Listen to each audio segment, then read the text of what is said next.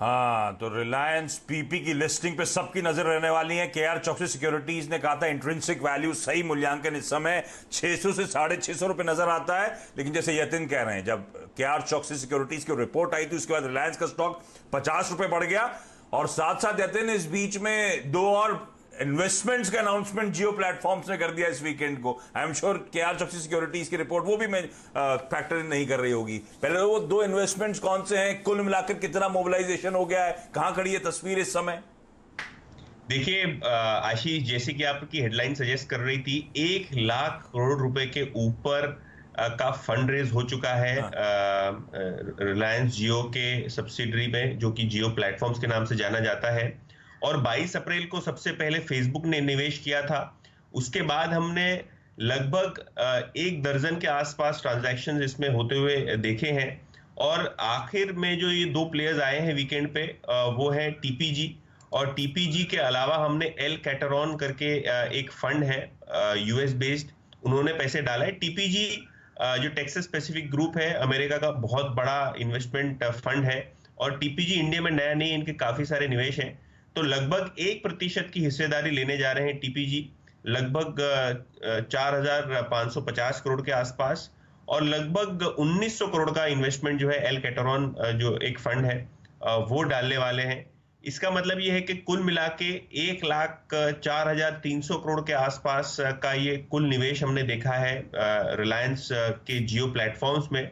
और लगभग लगभग जैसे कि आप बता रहे थे पहले कि 22% के ऊपर की हिस्सेदारी ऑलरेडी जो है ट्रांजैक्शन हो चुके हैं जियो प्लेटफॉर्म्स में। तो बहुत ही अच्छा रिएक्शन हमको देखने मिलेगा आज के सत्र में, क्योंकि इतने चैलेंजिंग टाइम में रिलायंस इंडस्ट्रीज ने प्रूव कर दिया है कि कितना रिजिलियंट बिजनेस मॉडल है। और जियो प्लेटफॉर्म में, जैसे कि मैं बोल रहा था, 1 लाख करोड़ के ऊपर का जो निवेश जो है वो कंप्लीट हो चुका है। दो नए इन्वेस्टर्स ऑनबोर्ड आ चुके हैं, टीपीजी और एल कैटरॉन।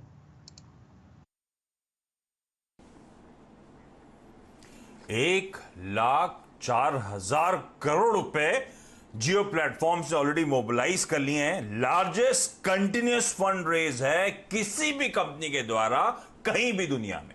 इस तरह का फंड मोबिलाइजेशन लॉकडाउन के अंतर्गत 10वां इन्वेस्टर शुमार कर लिया गया जियो प्लेटफॉर्म्स में।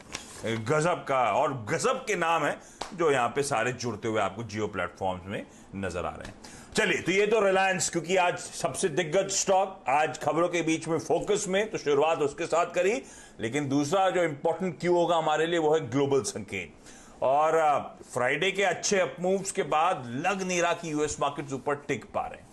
डर है कि वो जो रीओपनिंग हो रही है इकोनॉमी की, उसके चलते second wave of corona virus वो रह के मूड बिगाड़ने का काम कर रहा है। तो दरअसल चल क्या रहा है, क्यों ये डर है, और इक्विटी मार्केट्स के लिए क्या संकेत आ रहे हैं, नीरज जी समझ लेते हैं। नीरज जी, गुड मॉर्निंग, बताएं। देखिए, कई जगहों पे नए केसेस आए हैं। चीन के बीजिंग में केस आया तो वहाँ पे पूरा मार्केट बंद कर दिया गया। बीजिंग में पहली बार इतने बड़े पैमाने पर केस आए। जापान के टोक्यो में एक दिन में इतने ज़्यादा केसेस आ गए, तो उसकी वजह से डर सा बन गया है कि शायद सेकेंड वेव री इमरजेंस हो रहा है। तो जैसे जैसे ओपन हो रहा है वैसे वैसे नए केसेस निकल के सामने आ रहे हैं। तो उससे एक डर सा बना हुआ है कि क्या सेकेंड वेव आ रहा है और उससे फिर दिक्कत बढ़ सकती है, क्या जो रीओपनिंग हो रही है उसमें दिक्कत आएगी। तो इसकी वजह से मार्केट में काफ़ी वॉलेटिलिटी है। शुक्रवार को चूँकि एक 1800 पॉइंट गिरने के बाद एक बाउंस था, तो 500 पॉइंट ऊपर करीब मार्केट गया। अब आज सुबह फिर दिख रहा है कि वहाँ पे 200-300 पॉइंट की कमज़ोरी है।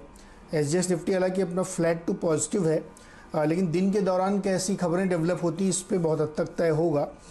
लेकिन गोल्ड को आप देखिए तो फिर 1750 के आसपास है और क्रूड 38 पे है। यानी कहीं ना कहीं ट्रेडरों के अंदर ये डर है कि सेकेंड वेव आ सकता है, इसलिए वो सेफ ट्रेड की तरफ चले गए हैं। तो खैर, ये तो सब दिन की डेवलपमेंट की बात है। लेकिन इस बीच फ्रांस और ब्रिटेन अपनी इकोनॉमीज़ को खोलने के लिए बिल्कुल आमादा है। उनका मानना है कि कॉन्फिडेंस के साथ जाइए, ख़रीदारी करिए, ये करिए, वो करिए। तो दोनों तरीके की चीज़ें, प्रयास चल रहे हैं। रीओपनिंग भी चल रही है और ये डर भी चल रहा है। अब देखना है इसमें कैसे चीज़ें पैन आउट होते हैं। सब इकोनॉमी खोलने के लिए आवादा है, लेकिन हमने one of the biggest lockdown impose करा था उस लॉकडाउन से जब हम बाहर आ रहे हैं, लॉकडाउन के बीच में भी तस्वीर सुधरी नहीं थी, हमारे अभी आंकड़े बहुत स्वेल हुए। इस बीच प्रधानमंत्री ने सीनियर मिनिस्टर्स ऑफिशियल्स के साथ सैटरडे को रिव्यू करा था, हमारी कंट्री की, देश की प्रिपेयर्डनेस क्या है, हालात कैसे हैं। और अब सबसे इंपॉर्टेंट होना है ट्यूसडे और वेडनेसडे, 2 दिन जब बांट दिए गए हैं सीएम्स, तो वीडियो कॉन्फ्रेंसिंग के जरिए पहले ट्यूसडे को फिर वेडनेसडे को सीएम्स के साथ चर्चा होने वाली है। उस बीच बड़ा बज अटकलें लगी रहती हैं कि लॉकडाउन फिर से आएगा क्या, पर गवर्नमेंट ऑफिशियल्स की तरफ से तो डिनायल आ रहा है, ऐसा कुछ नहीं होने वाला। लेकिन हाँ, ये केसेस जो बढ़ रहे हैं वो इस समय दिक्कत की बात तो जरूर है। पर चलिए अब वीरू से समझते हैं फिर आज की रणनीति क्या होनी चाहिए, क्योंकि वीरू फ्राइडे सुबह पैनिक और शाम तक लगा हम तो वाकई हमारे स्टॉक मार्केट से एटलीस्ट बड़े आत्मनिर्भर हो गए हैं, कोई जरूरत ही नहीं थी किसी ग्लोबल संकेत की, कहां खुले थे और किस तरह की मैसिव रिकवरी भारतीय बाजारों में देखने को मिली। अब मुझे पता है कि आज के लिए डेटा पॉइंट्स का इंडिकेट कर रहे हैं, अब हमारी स्ट्रैटेजी क्या होनी चाहिए उस तरह की तगड़ी रिकवरी के बाद। आज के लिए संकेत कैसे लग रहे हैं आपको? देखिए, गुड मॉर्निंग आशीष। देखिए, आज थोड़ा सा आपको दिमाग लगाना पड़ेगा और बाजार में वेट करना पड़ेगा अपने ट्रेड्स के लिए, और थोड़े जो शुक्रवार के ट्रेड्स हैं उनको हेज करके चलना पड़ेगा या फिर सिक्योर करके चलना पड़ेगा। आपने जो मुझे सुबह सुबह संकेत बताया उसमें आशीष बहुत सारी अच्छी चीज़ें भी हैं और कुछ यूएस मार्केट से थोड़ी सी अगर आप देखें ख़राब चीज़ें भी हैं, तो उसका तालमेल रखेंगे इसमें। आशीष, एफआईएस के आंकड़े बहुत अच्छे नहीं हैं, लेकिन उनमें कुछ अच्छाइयाँ हैं। 1300 करोड़ रुपए की सेलिंग, यानी डीप डाइव में जब शुक्रवार को मार्केट थे तो उन्होंने कैश में बहुत स्ट्रॉन्ग बाइंग नहीं करी, उसको सपोर्ट कर रहा था डीआईएस का आंकड़ा 1945 करोड़ रुपए की बाइंग। एफआईआईज ने इंडेक्स 502 करोड़ का बेचा, शॉर्ट करा 4000 कॉन्ट्रैक्ट, उन्होंने स्टॉक फ्यूचर भी बेचा, 839 करोड़ का शॉर्ट करा, 17000 कॉन्ट्रैक्ट।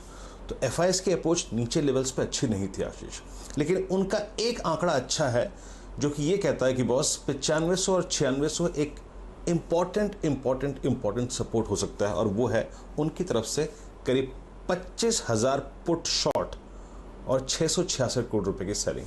That's the crux. वो ये कहता है कि 96, 50 ये एक इंपॉर्टेंट सपोर्ट रहेगा। अब बात करते हैं निफ्टी की। आशीष, पहले डीप डाइव और उसके बाद जब सुप्रीम कोर्ट की स्टेटमेंट आए उसके बाद बाजार थोड़ा सा कंफर्टेबल हुआ और 9700 को हमने वॉलेट नहीं किया। याद रखिए 9700 आपका है rising 20 day exponential moving average, और उसके नीचे 9648 के पास है आपका 50 डे मार्क।